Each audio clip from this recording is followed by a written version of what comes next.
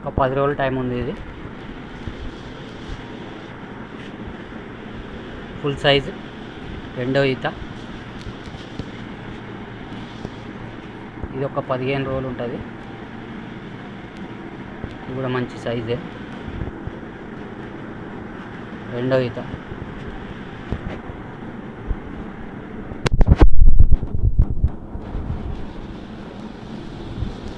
ఇది మొన్ననే అయినది, వారం అవుతుంది. 8 లీటర్లు రెడీగా ఉన్నాయి. 10 లీటర్లు గ్యారంటీకి ఇస్తుంది. వారం అయింది. మగదూడ కూడా అక్కడ ఉంది.